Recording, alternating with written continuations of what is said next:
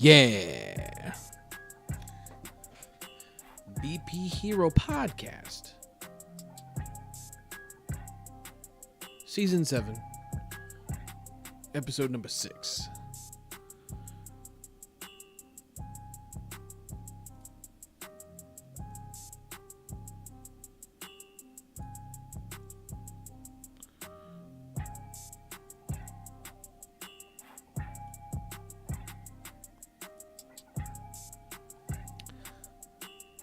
Do me a favor, if you're just checking in here, or even if you're catching up later,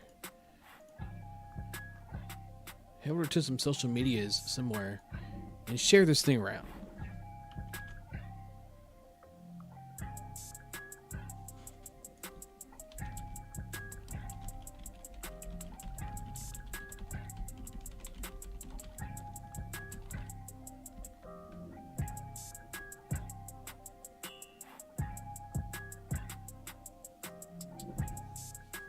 I did my part. It's up to you to do yours. What's up, Jason? How you doing, buddy? Listen, Jason, so I know you have kind of maybe questionably at times been a good voice of reason, other times not. But I'm jonesing for a dog, so we got to get propaganda started to get us a dog. We went from Jeep to a dog, and then we just kind of muted you for a little bit, but now we're back on the dog thing again. So I'll make sure the wife sees this. We got to get us a dog. I got to have me a golden retriever. If anybody watches Cletus McFarland on YouTube, his Goldens just do it for me. Love Goldens. So we got to get that propaganda started. Doing the usual though, giving everybody 10 or so to file in, and then we'll get this thing rolling. I'll step out for just a second here. Un momento, por favor.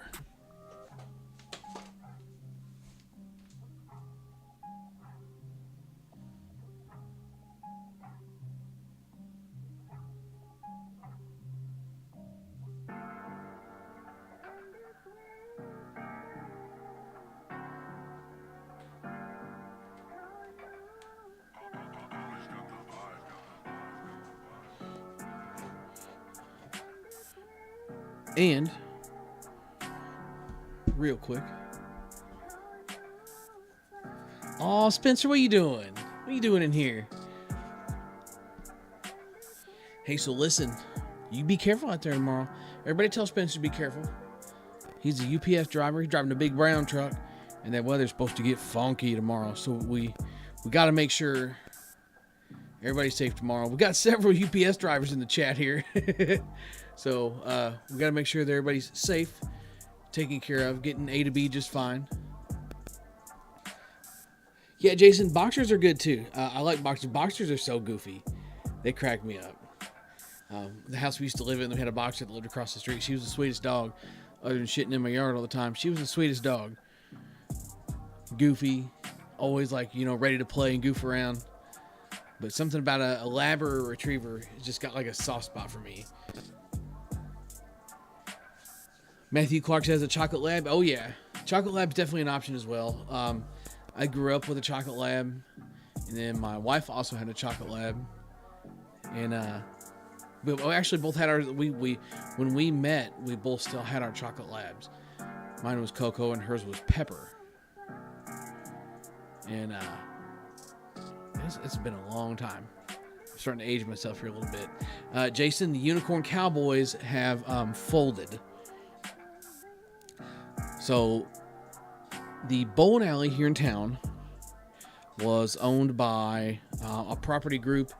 They've got a pretty large hand in the town itself as far as rental properties and not necessarily properties like houses, but office spaces and office buildings and things like that. And they actually bought the bowling alley, and it's got a couple other of buildings attached to it as well that have businesses in them. And they've bought that property, have had it for a couple of years now, I do believe.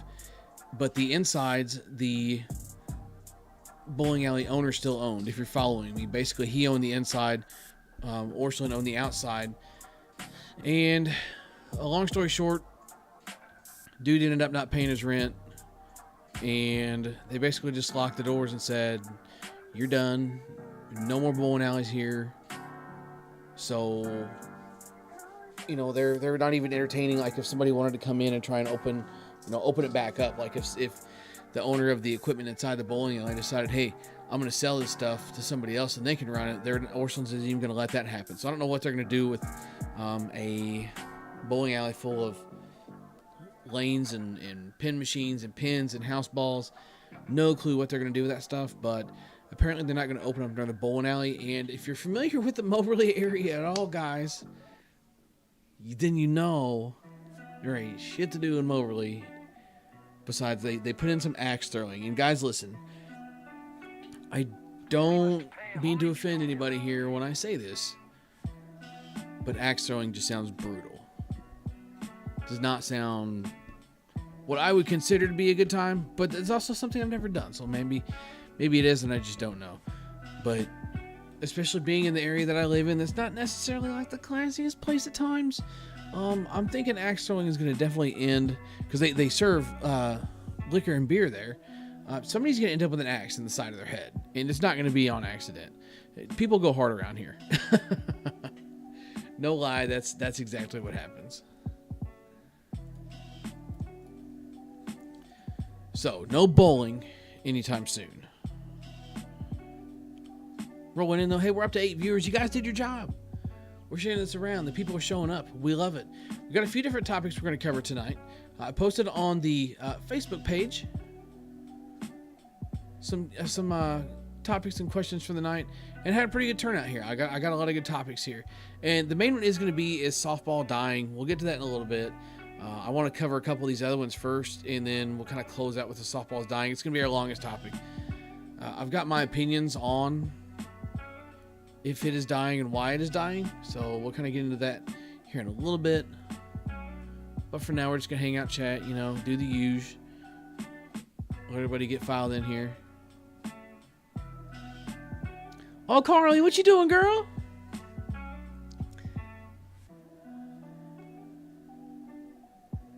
Man, Carly in the chat. Where's Jordy at? We need to get Jordy in here too. I'll have Jordy on the podcast in a heartbeat. How have you guys been? It's always nice to see kind of some of the old OGs kind of, come sliding back into the podcast once in a while, right? Matthew Clark says, axe throwing was fun for the first time, 5 or 10 minutes, then you got bored. Yeah, like it would be one of those, like if I'm not good at it, I'm not going to be interested in it right away kind of things. Like I'm going to lose my interest pretty quick. Jordy's taking a shower. Well, listen, we'll maybe video chat him later. We're not going to do that right now for the sake of me not getting flagged on YouTube.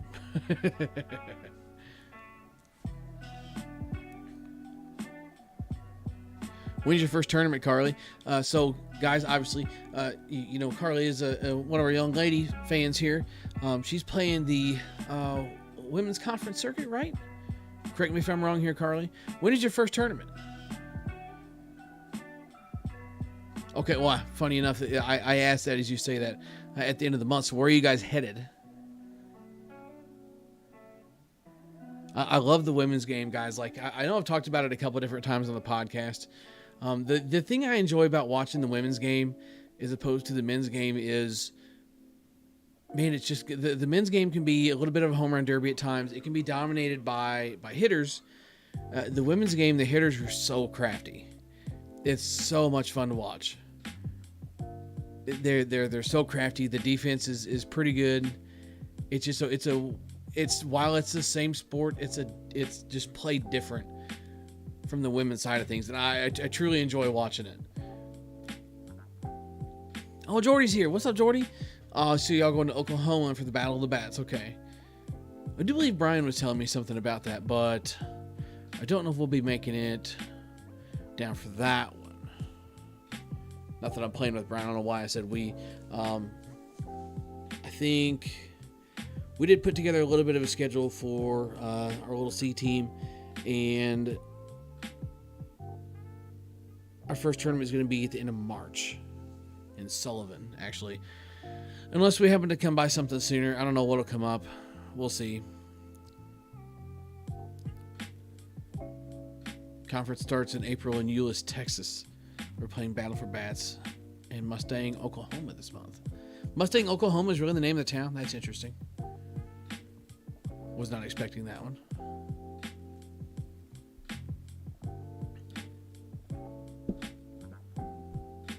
So, sorry, squirrel. I got distracted. I don't even know what I was going to say. I'm excited. We got chats rolling. Like, it's so funny because like sometimes when you guys get engaged and we just kind of get to bouncing around in the chat, I get to sit and chat with the chat. That makes sense. Chat with the chat. But we are into the 10-minute mark, like I said. We're going to get things rolling here. So, I put it on Facebook. I do this every now and again. Either whether I'm struggling for topics or if like it's just one of those deals where I just need a little bit more content.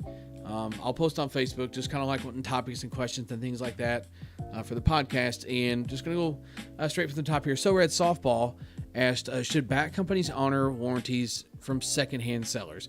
Essentially what he's saying is, should bat companies honor a warranty for someone selling a bat used, or if they don't swing it. Basically, if I bought a bat brand new from a retailer and then turned around and sold it, should that manufacturer honor the warranty even though I'm not the original person that sold it? I'm torn on this. So there's the side of me that says yeah, because stand behind your product. And coming from like a car perspective, while you've got some cars out there that do like lifetime drivetrain warranties. I know Chrysler was doing that for a little while, so that does not go buyer to buyer, but there is still some limited coverage warranty involved in that, I do believe. But even still, if I go out and buy a brand new car today, it's under warranty no matter what, unless something happens to where the maintenance, there's a hiccup in the maintenance or something that I've done as an owner is going to void my warranty. The warranty will be good throughout the life of the warranty as long as I'm doing all the proper things. So there's no reason that a bat shouldn't be the same way, personally.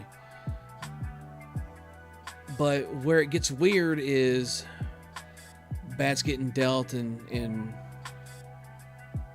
pushed around and dealt around, and got bats getting sold 4 or 5 times within the life duration of the receipt, or a matter of mixing and matching receipts with bats. Like, that's where things get weird. I personally, it would be a lot of work on the retailer end, and I'm sure it would go over is a great big flop.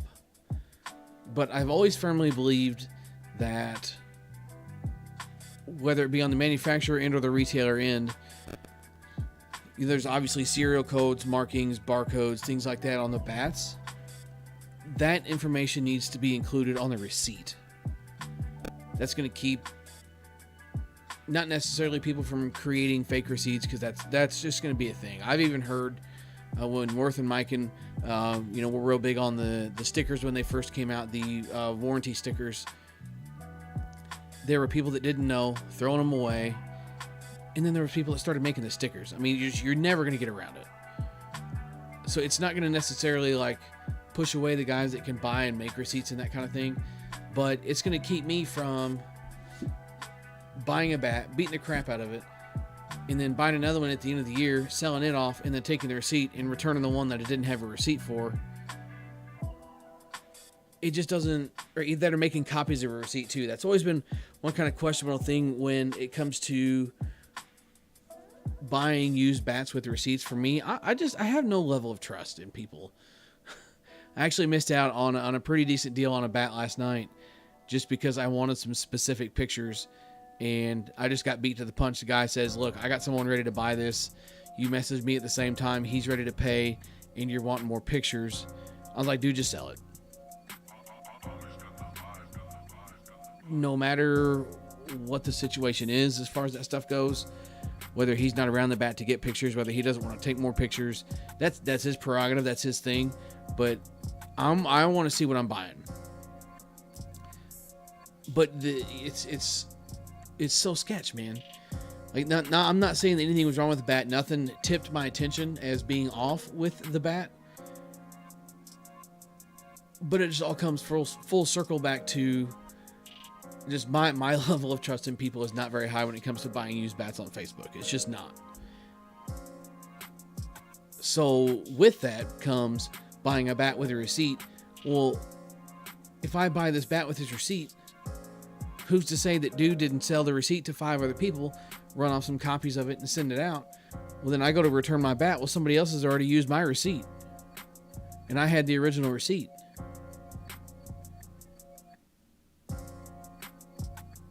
That can't happen if those barcodes or those serial numbers or whatever else is on the bat. That can't happen because there's only one bat with that serial number. There's got to be a way, a workaround, something to get that figured out. Because when manufacturers call to follow up on warranty receipts, if the retailer is saying, you know, putting this information on the receipt, the manufacturer can say, hey, is this serial code 123? And the manufacturer can say, yeah, I've got it right here on the receipt. It's simple, so simple. Yeah, Jonathan Stevenson says 26 ounce bat for sale for $130, and the first comment will be 1 ounce, and the second comment will be, what's the price? Yeah. Oh, dude, don't even get me started. So the thought crossed my mind for a hot minute. So we've talked about it on the podcast several times. Softball Fans, the forum, back in the day, I was a moderator on there. And the main reason that I wanted to become a moderator on there was because the marketplace was an absolute disaster. There was a very simple set of rules put in place for buying and selling on there. Buying, selling, trading, that kind of thing. And nobody wanted to follow them. And it led to people getting scammed, people getting ran around, people getting stuff that they weren't, you know, it wasn't in the condition they were expecting. On and on and on. So I reporting posts and I said something to a couple of different guys a few different times, like, hey, look, you know, I'm willing to pitch in here and help out and do that kind of thing. And I think the night I actually got a thread made that was like about me. The night they gave me access to go in and basically moderate, I cleaned house. I absolutely cleaned house. And it was so funny because there was a post in the open slow pitch forum. It was like what happened to the marketplace? It was like kind of somebody calling me out, like, you know, because it's like, it's new, it's a surprise. Like, I'm the moderator now.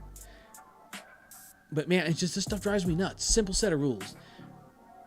Like a sheet of paper with the date on it for the date that you're posting your stuff with your name on it. Next to the bat, only the bats in the picture you're selling.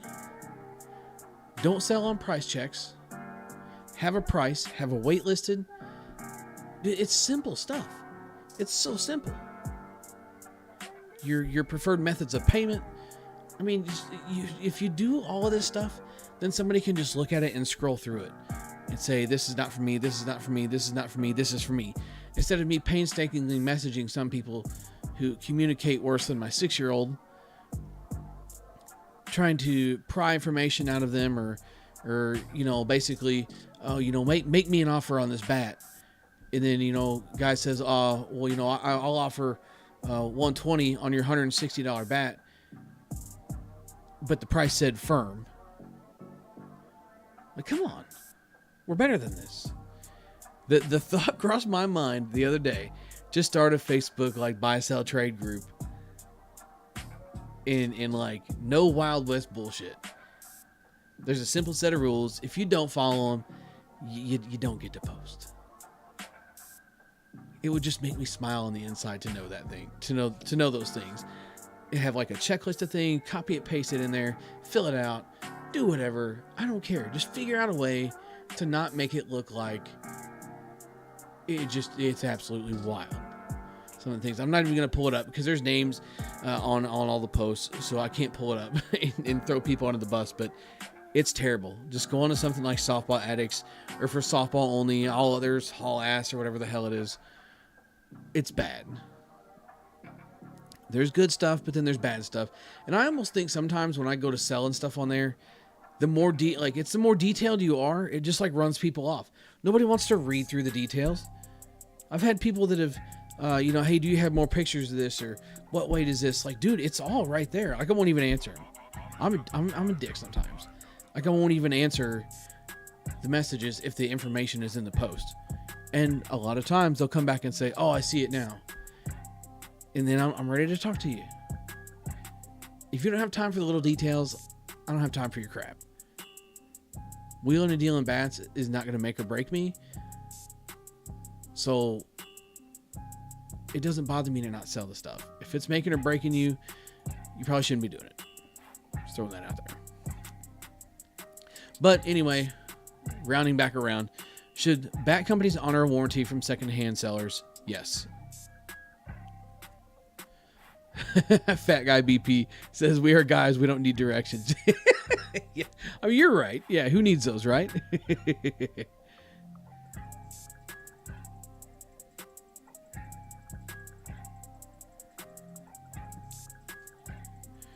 By the way, just real quick, how's the music? It sounds kind of loud on my computer, but I think it's good. I haven't messed with it, so it should be good. I forgot to ask that earlier. So I'm reading through the chat here. Yeah, Jason, and that's exactly what I'm talking about. So you said you ended up buying a bat off eBay that ended up being shaved. Dude, this is stuff like that, you know, not disclosing it, whatever else. That's where things get weird because,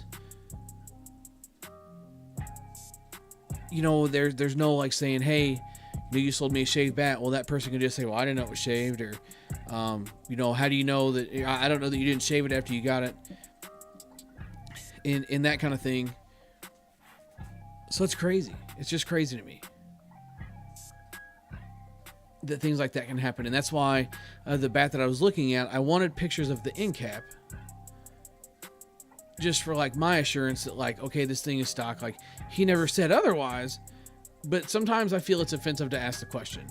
Like, should I have to ask the question if your bat altered before I buy it? Should I have to? I mean, if I feel like you should be volunteering that information, one, to be an honest seller, and two, I mean, let's be honest, like 100% honest, it's going to sell for more money if it's altered, because people will go to extreme lengths to cheat, including spending all kinds of insane money. Thank you for the update on the music, guys. I appreciate it. And Jonathan Stevenson, yes, unpopular opinion. For most, I agree with you. Swing count is the absolute dumbest thing to ask. No one really knows the swing count. And everybody's swings are different. I hate gently used. Used but in good shape, or lightly used, or swung by my wife. Bullshit, dude. There was this one time. This guy says, oh, this bat was swung by my wife, and then his profile picture was him swinging the bat. Same grip and everything. Somebody called him out on it, and he ended up deleting his post, but I thought that was really funny. Like, and the other thing with that too, that's why I really like having a compression tester, especially when it comes to kind of dealing with used bats at times.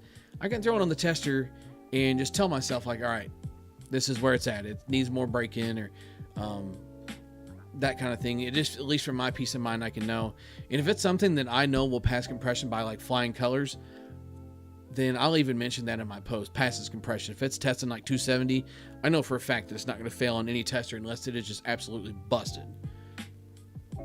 The tester, that is. So I will go as far as, you know, testing it, saying, hey, passes compression. If it's like low if we're talking 240 bats, if it's like low 250s or somewhere around in there, you know, I might say tiptoeing the line or something. And that's just if I feel like it, because you can offer a swing count, and I do, just based on the fact that somebody's going to ask. And sometimes you just can't tell. Like, I've had bats that have had 1,000 swings on them that look brand new because we hit on turf, or we hit nothing but BP, or that bat's been nothing but a BP bat, but it's got 1,000 swings on it. It's not 1,000 game swings, because think about how much that bat's getting thrown down. You know, there's so much that goes into that. But no, I do agree with you that swing count is one of the dumbest things to ask, but it at least gives you a relevant idea of like how much the bat might be broken in.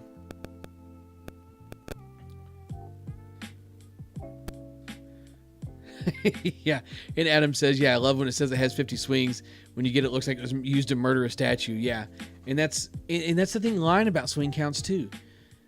Same situation. Like, if I put 1,000 swings on a bat hitting on turf, and all BP swings, I go home and magic eraser it off like some of these losers do. After every time, like, they even breathe on the bat, they got to go home and magic eraser it off and all this stuff. Like, and then I could pass it off as a 50 swing bat just to get more money out of it. You know? That's frustrating. And that is why I have trust issues. I have trust issues anyway that go way deeper than what we're going to talk about in this podcast. But that is why I don't trust swing counts. The bat I was looking at, dude said it had 200 swings on it. Listen, I don't care how many swings you said it has on it. It doesn't look like it's about to break in the pictures. I'll get it here and decide if it needs more swings or not when I put it on my tester. Granted, not everybody has a tester to have that tool to see, but it is what it is. What's up, Gio? How you doing, buddy?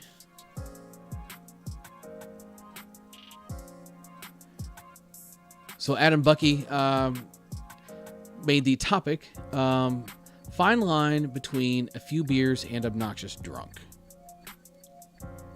This is kind of an interesting one. There's a lot of people that drink and play. A lot. Stand by, I gotta sneeze, hang on.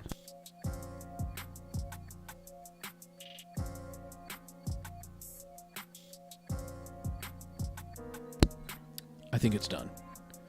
Okay. So anyway, the fine line between a few beers and obnoxious drunk. There's a lot of people that drink and play. A lot of my friends do. And I don't hold it against them. Everybody's an adult. They can make their own decisions. Trust me. I wasn't real big on drinking and playing. I might have like a beer or two. Honestly, it was more of a social thing than it was anything else. But I do know some people that like need beer in them in order to like function or play at a certain way, because it kind of knocks the edge off. I used to think that having a beer or two towards the end of the day would kind of knock the edge off for me, but who knows what it was. I don't think it did anything for me. I have been sober for coming up on 2 years. Not a drop, not a sip, not nothing. And I don't miss it. I couldn't play, like, there's people that get out and, we got drunk at league last night. Like, I couldn't play drunk. I could not. And at the same time, there's some people who just drink to enjoy and others that honestly just like to party. I'm in the category of people that just like to party. And dude, I would just get wild. The last time I drank, there's plenty of stories to go around. For anybody local or anybody who was there, they'll tell you I could have ran for mayor of Salisbury that day. But we're tiptoeing the fine line of a few beers and obnoxious drunk. Obviously, I was obnoxious drunk. And you just can't have that. Granted, the team I was on, everybody was pretty warm and fuzzy that day. Probably, honestly, mostly my doing, not gonna lie. But in terms of like, because it was just a snowball tournament, kind of a fundraiser thing. But in terms of tournament stuff, you kind of need to keep yourself together. Personally, you got to think about it not so much as like, this is my day to unwind, this is my day, I'm gonna drink, I'm gonna do this. You also have to think about the rest of your team. Like, just because you're a grown-ass man and you can make your own decisions, that's cool. There's nothing saying you can't, but think about the rest of the guys that are there. If you get drunk enough that you can't function or you can't play to the level that you need to be at a tournament getting late in the day, obviously it's going to be late in the day if you've been there long enough to be drinking and getting a good buzz going. What may be okay to you may not be to others. You got to think about that. You kind of got to feel the crowd out or know what you're there for, showing up for the day. If I'm there to win, just have a couple of beers. I don't care if listen. I don't care if you drink all day. You can drink all day and not get just shit house wasted. It's possible. Seen it happen millions of times. But if you get to the point that you can't function, you're taking away from the rest of the people that are there. There's 9 or 10 or 12 other guys there that gave up whatever they had going on for the day from their families. Could have been work, could have been somewhere doing something else with friends. But they wanted to come out, compete, and play softball. And all those guys were let down by one person that got so drunk they couldn't function. Or couldn't play to the level they needed to. Or couldn't play to the level they were expected to because they overindulged. It's a real thing. So my suggestion, either learn how to pace yourself or just don't. Just don't drink. And admittedly, I will say, I had this discussion with my wife the other night. I'm a very social drinker. Very, very, very social drinker. Like, I could sit at home and have a couple of beers, but more than likely, I wouldn't. Not saying I never did, but more times than not, if I was drinking, it was with a group of people. It was with a collective group of people, and we were looking to have a good time. So, like, it's hard to engage sometimes. Being like, I'm not the social drinker anymore. Because I could get to drinking and I could talk to anybody. I could talk to anybody about anything, like literally anybody about anything. You could talk me into doing anything. And like, there's people that do the same thing on the softball field. You can't. You got to know where to draw the line. No Brent, no Goldies, not a single one. It makes me very sad. So the Pure Golds were what I was on right before I stopped. I was really big on the Pure Golds. Every now and again, I'll be with someone that's drinking some Goldies. Michelob Golden Light is what we're talking about for anybody wondering. Or the Pure Golds. Just a whiff of it makes me just want to just eat the bottle, glass and all, just to taste it. But I've made it this far. I can't turn back now. And Carly, yeah, that's the other thing. Drinking and playing while you're pitching. The game is wild enough these days. You can't take a little bit of reaction time out of it by being even a little bit under the influence. You just can't.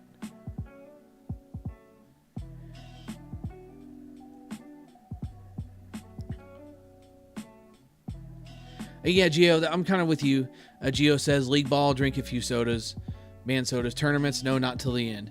Yeah, and that's when you say the end, you mean like after everything's over. Not like the end of the day, we're in the championship, start hammering. Or, like it's been a long day, let's start drinking when the day is over. I mean, how many times have you played softball late into the day and then stood around the ballpark for 2 or 3 hours after the tournament was over talking? Use that time to drink.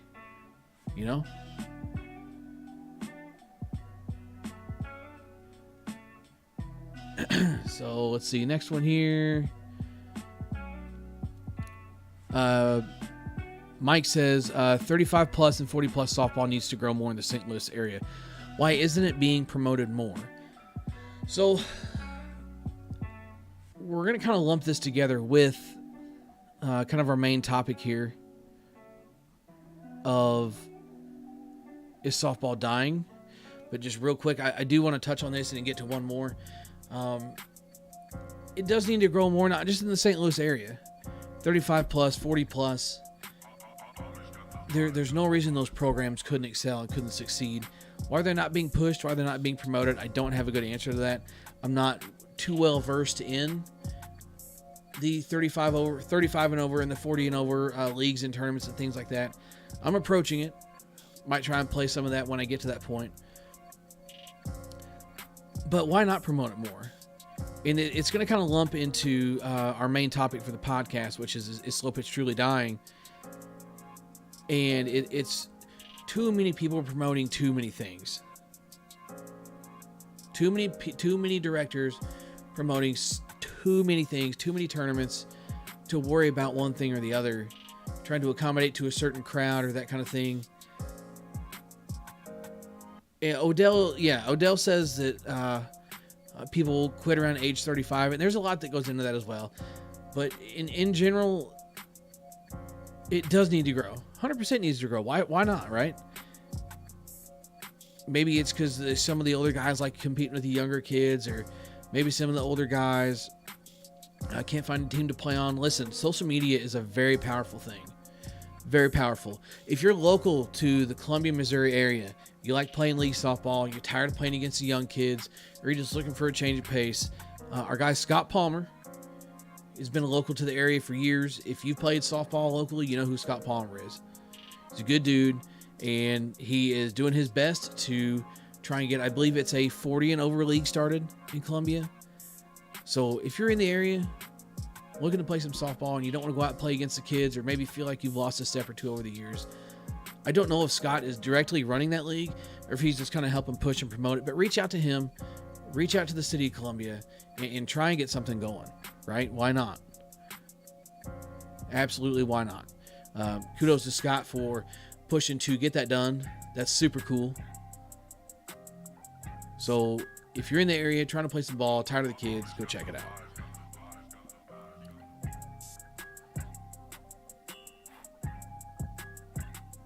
Let's see. My worst time I ever had at a tournament. Eric's son asked that question.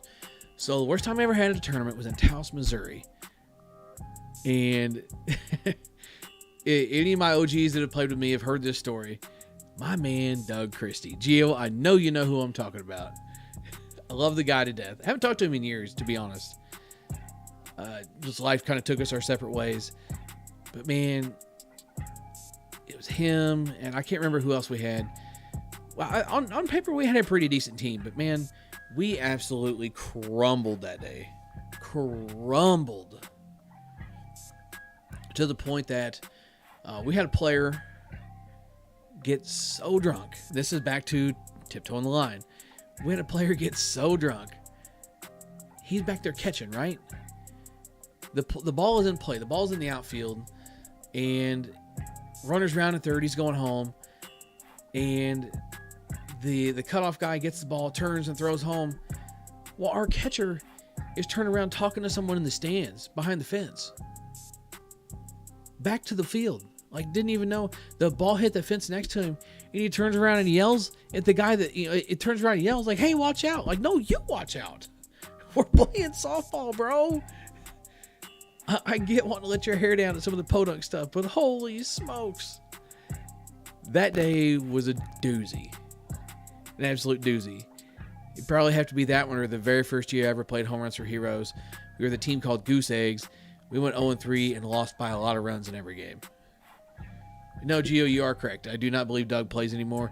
So Doug actually had a couple of bats that I wanted, and he posted his loose terms retirement sale, and I actually bought the last, honestly, the last bit of his stuff. I've still got some of it in the garage, actually.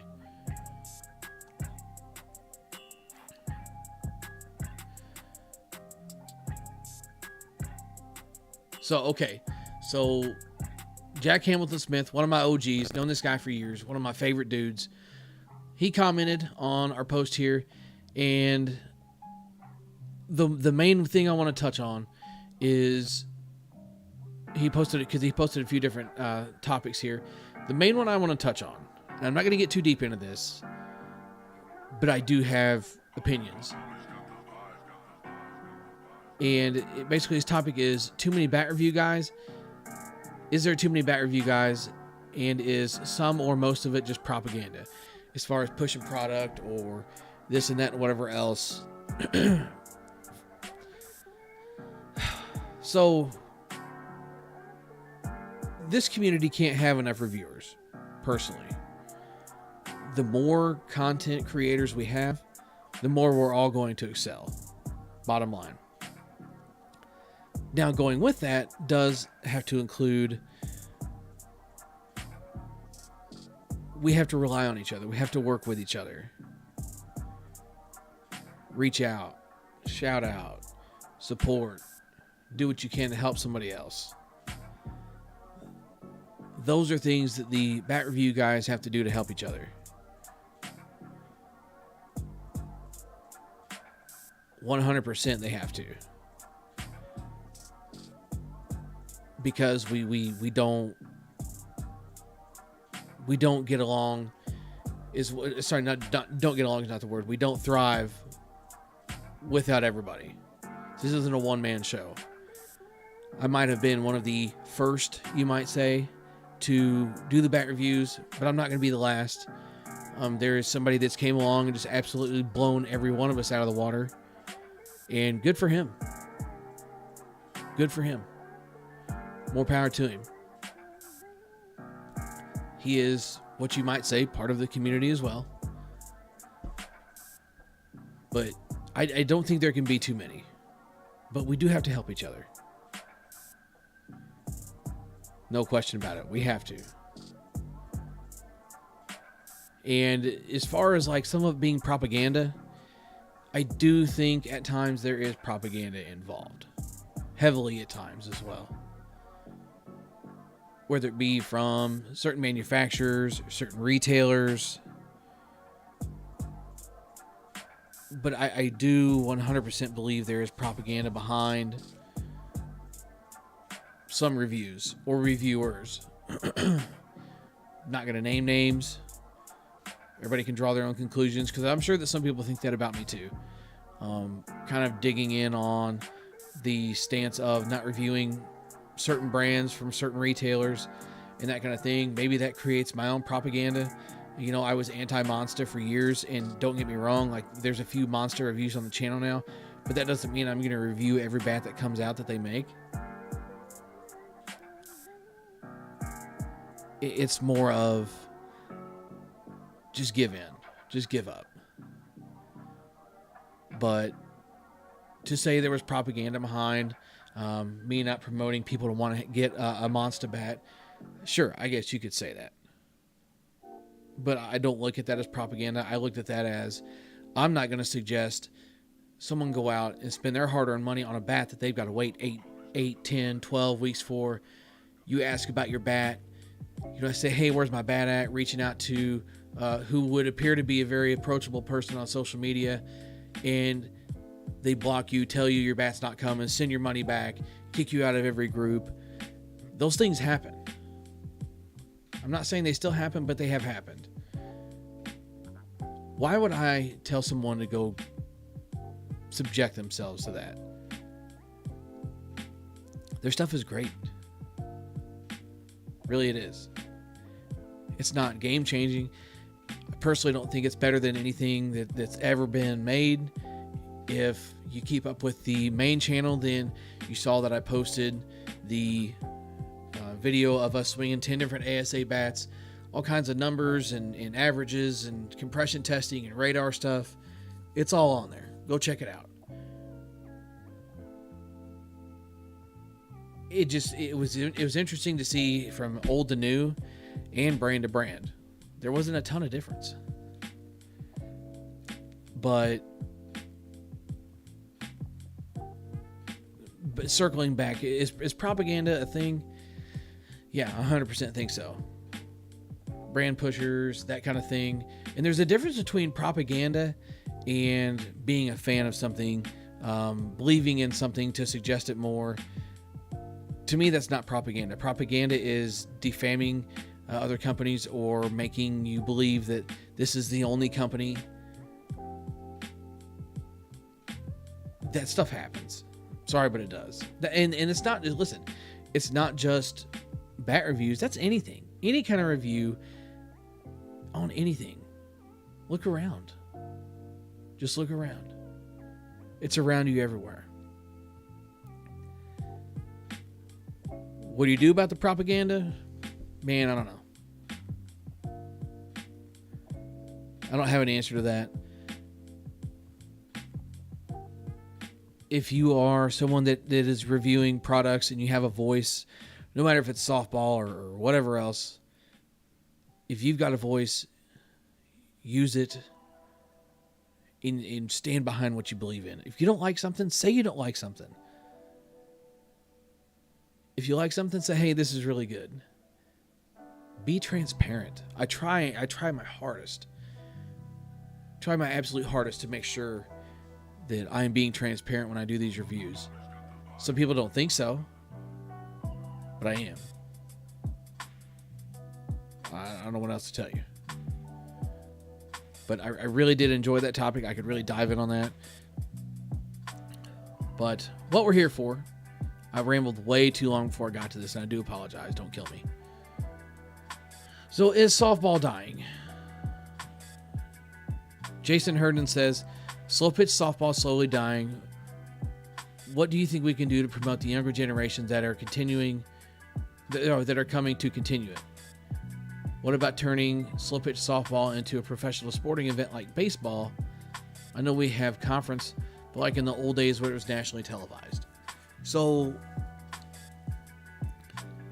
what needs to happen as far as like the televised thing goes, that's a logistical thing that's like way over my head. The best thing they've got going now is the U-Trip Live stuff. You pay $10 a month. Or I don't even think, is it $10 a month? Yeah, I think it's $10 a month, whatever it is. It's money well spent if you follow softball.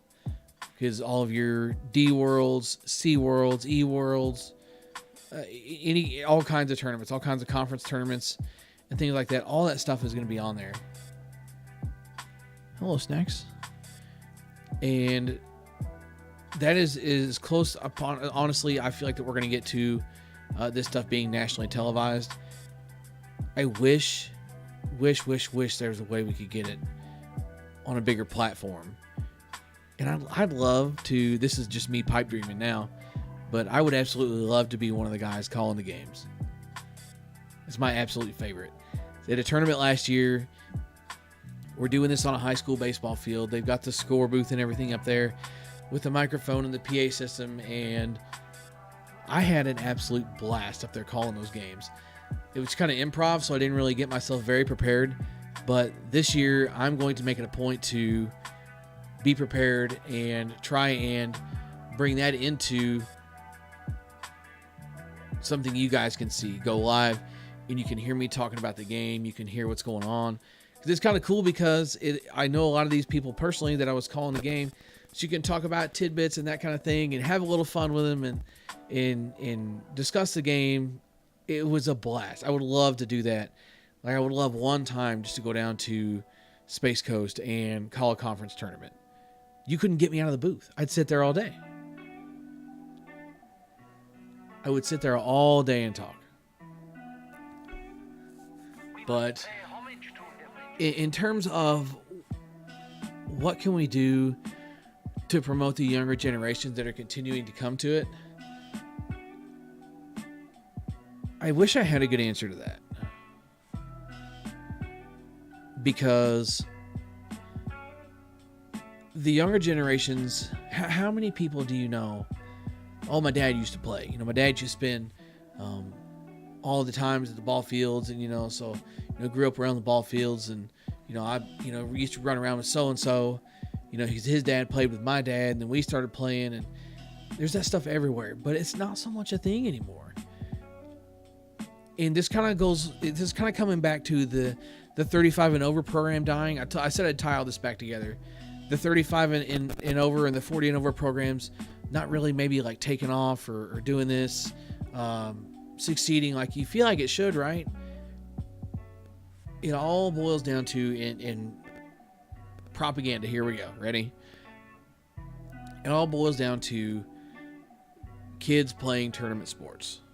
Personally, because how many people do you know?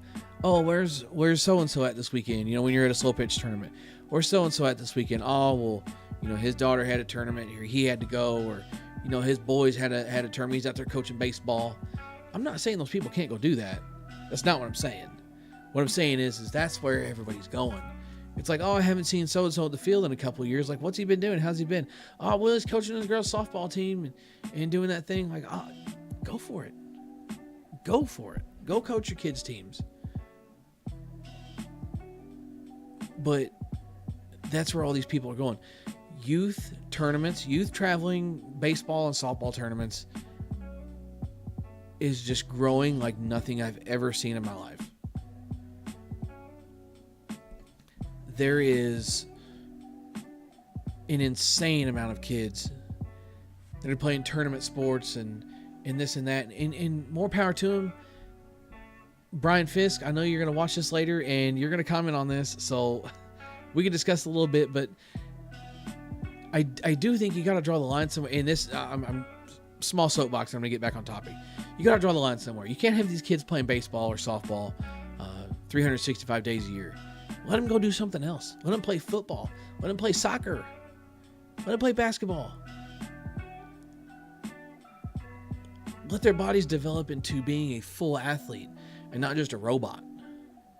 Because I promise you, the kids that are the best athletes, the ones that played any sport that they could get on a field, Soccer, football, basketball, track, dude, anything. It's going to make a good athlete better. It's going to make a decent athlete better. It's going to make somebody that might not be so athletic. Next thing you know, they're playing all these different sports, and they can apply what they've learned, what they've developed into the other sports. If I'm playing basketball and I'm teaching these kids how to jump higher, guess what? Now they're going to run faster. What are you going to do when you run faster? You're running down stuff on that in the outfield. You're outrunning people on the football field. You're running the bases. You're stealing bases. And then when it comes to football, agility. Agility is huge in football. Sometimes it's not about how fast you are. It's about how agile you are. Well, guess what? Agility is going to pour into basketball. It's going to pour into baseball. It's going to pour into soccer. Soccer is a good one, man. Just get these kids out here playing all kinds of different sports. Anyway, back on topic. So there's so many parents that want to coach their kids, or their kids have picked up this tournament lifestyle. And more power to those guys, but that's where a majority of the program is going. I think one of two things is going on. I think that you got dads and parents and everything else giving up on their sports to go let their kids not even maybe chase their dreams. Some of these kids, I think they do it just to get out of the house, and more power to them. At least they're out of the house, right? But they're going to do this stuff and let their kids play all these traveling sports and go do this and go do that, and softball 10 nights a week, and little Timmy's got pitching lessons every Tuesday and Thursday and Sunday, and so you don't have time to do anything else. And then the other side of that spectrum is this younger group.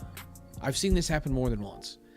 This younger group of kids have done nothing but play baseball or basketball or whatever sport since they were 8 years old. Like, literally, I kid you not, I've seen coach pitch tournaments. I've seen t-ball tournaments. Like, what?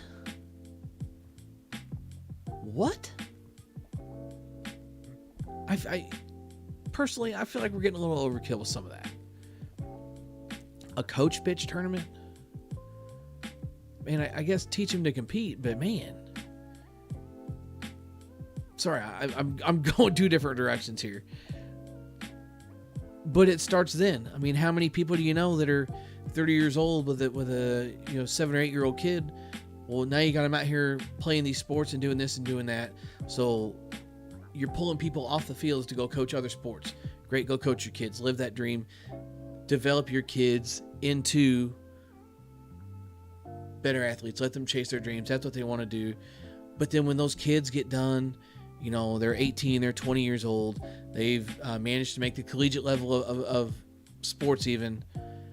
Then when they're done, they're burned out. They're tired of it because they've done nothing but play baseball or soccer or football, or not even football, sorry, baseball or soccer or basketball longer, like their entire life. From age 7 until they're in their mid-20s, they've done nothing but that year round. And when they get to go, it's like, okay, I'm done with baseball. Like, I'm ready to be done. I'm ready to move on with life. I think that is a big reason why the younger generations aren't coming out. They're burned out. And obviously that's not saying they all are, because you've still got all kinds of young baseball kids pouring into the sport that maybe were super passionate about the game, didn't get a chance to go collegiately for, whatever reason. Maybe it's skill, maybe it's, financial, maybe it's they didn't have the grades. Who cares what it is? You still have those kids coming in, but there's so many kids that just won't. I'm tired of spending my days at a ball field. I'm ready to go do this. I'm ready to go do that. That is why, if the sport is truly dying, that's a big one. And the other one, Chris mentioned this in the same comment, in the comment to this question, and he hit the nail on the head personally.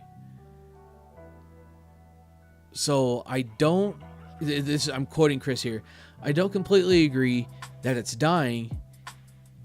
It used to be that in a 100-mile radius, there was one tournament that would get 20 to 25 teams. Now, sometimes in that same area, we have 4 to 5 tournaments with 6 to 10 teams. It feels like the sport is dying because the tournaments are smaller, but there are so many competing events. I agree.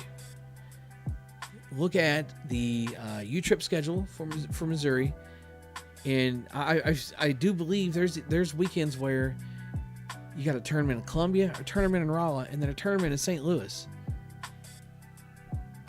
You can't expect teams to show up to every one of them. These directors, and I understand there's money to be made and this and that and whatever else, but why can't these directors get together, collaborate, and say, hey, let's do this in one spot. Let everybody reap the benefits. Instead of trying to compete, spamming Facebook pages and Facebook groups and anywhere you can get a flyer posted, you're spamming these flyers, trying to make sure that everybody shows up to your tournament because there's one 60 miles down the road that you don't want anybody to show up to. You want everybody at your tournament. Why not pick up the phone at the beginning of the season and say, hey, you want to run some tournaments together? What's so wrong with that? Nothing. Nothing is wrong with that. That's a problem. I understand that you can have differing sanctions. I'm here for sanctions, like, you know, we do have weekends where there's U-Trip and ASA in the same weekend. Whatever. U-Trip and ASA, like, you got competing sanctions. That's a whole different realm than 3 U-Trip tournaments within a 100-mile radius. You put a pin down, you go 100 miles either way, and you've got at least 3 sanctioned U-Trip tournaments. Why? Why are we competing with each other? Look at me, look at me, look at me. No, look at me. No, look at me. No, look at me. Carly's right. They're greedy. They want all the money just for themselves. And then reward the winners with $5 rings. You could give somebody more than a $5 ring if you guys would just put your heads together and cooperate and coexist with each other. And instead of having 3 tournaments all spread out with 8 or 10 teams apiece, guess what? You've got a ballpark cram freaking packed full of people if you can just get people to work together. Crazy concept, right? But Carly said it. People are too greedy. They want all the money. And Adam said it too. The directors will never come off the money. Whether it's the money, whether it's they don't like the way people do things, whatever it is, it just doesn't make sense. But I do think that that's a decent reason why the sport might be necessarily what you might consider dying, because, you know, there's tournaments that aren't making because there's not teams to go play in them. But there's just so many tournaments that people are just so spread out. I think I personally do agree with Chris. I think that's a majority of the issue is there's just so many tournaments. Well, you playing in Columbia this weekend? No, we're going to go to St. Louis. For those that don't know, an hour local here, that's like an hour and a half, 2-hour drive. If you're in the middle, or if you're north or south of that, and you've got a decision which way to go, I mean, there's teams that will drive to the smaller one because they don't want to play as many teams, or maybe not as much competition. They can kind of scan things and see. But get this. If we can all cooperate and work together, then your divisions are going to be more diverse. You're not going to have all these teams showing up and stomping people and this and that. Teams will be classed correctly because they're all playing in one spot, so we can all get a good look at what we have to offer here for teams, because they're all playing in one place together. You know, teams in years past that have been accused of going and playing the easy tournaments when there was a tournament somewhere else you could have went and played. Like, how do you know? But because we got 2 directors hosting tournaments in the same sanction 60 miles apart, we don't know. Both of them had 8 or 10 teams. Well, guess what? If you guys could have worked together, you could have had 20-something teams, And don't tell me you're not walking away with close to, if not more, or even the same amount of money. People just don't want to cooperate. They want things done their own way.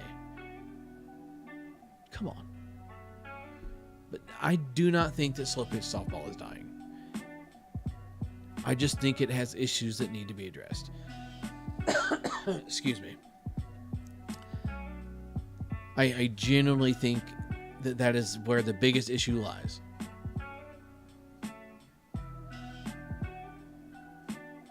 In state tournaments and things like that, do it in a central location. Do it in a location where everybody can get to it. This isn't a dig at any directors. I'm not going at anybody personally. But all I'm saying is the best place to have a state tournament would be where everybody can get together. It's a central area. If you're having a state tournament on one side of the state, literally on one, like, state line of one state, and you've got teams coming, if you've got on the other side of the state line, you've got double the teams over there, or even just as many teams, why not put it in the middle and have everybody meet up and play? Why not, right? It's crazy. I don't think softball's dying. I think it just has issues that need to be addressed. That being said, BP Hero's done. The soapbox is over. We've hit the hour mark. You know what that means. I'm freaking out of here. See you mother truckers next time. Swing hard in case you hit it. See you next Wednesday, 10 p.m. Sorry, 9-8. No, oh my God. Cut. See you next Wednesday, 9 p.m. Central. Swing hard in case you hit it. BP Hero. Catch you next time.